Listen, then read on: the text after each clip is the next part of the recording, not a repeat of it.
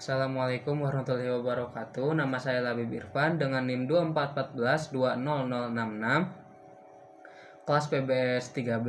Di sini saya akan menjawab pertanyaan-pertanyaan 1C pada Google Classroom mata kuliah Hukum Bisnis. Langsung saja untuk pertanyaan yang pertama, yaitu jelaskan hubungan antara hukum perdata, hukum dagang, dan hukum pidana. Untuk hukum data itu sendiri yaitu hukum yang mengatur individu dengan individu lainnya, dan hukum dagang itu masih termasuk ke dalam hukum perdata itu sendiri, akan tetapi hukum dagang itu lebih dikhususkan kepada suatu badan usaha atau perdagangan.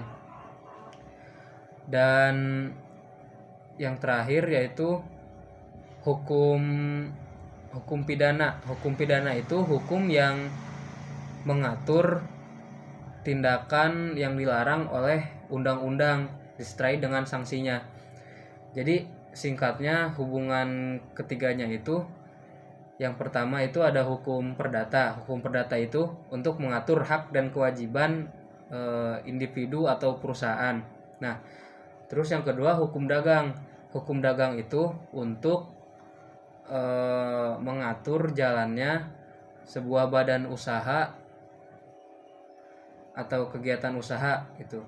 Yang ketiga hukum pidana. Hukum pidana itu untuk mengsanksi apabila terjadi pelanggaran hukum. Jadi ketiganya saling berkaitan. Dan untuk pertanyaan nomor 2, yaitu jelaskan apa itu perusahaan tidak berbadan hukum. Perusahaan tidak berbadan hukum adalah perusahaan yang perusahaan tersebut tidak memiliki status badan hukum, yang artinya antara kekayaan si pemilik dan kekayaan perusahaan itu menyatu, jadi tidak terpisahkan. Dan si pemilik juga memiliki tanggung jawab penuh atas perusahaan tersebut. Jika ada hutang atau kerugian, maka si pemilik yang harus menanggungnya, dan kekayaan pemilik juga akan terpengaruh. Lalu perusahaan tidak berbadan hukum terbagi menjadi 3. Yang pertama itu ada perusahaan perseorangan, yaitu perusahaan yang hanya terdiri dari satu orang, contohnya kayak misalnya warung dan lain-lain. Yang kedua yaitu ada firma. Firma itu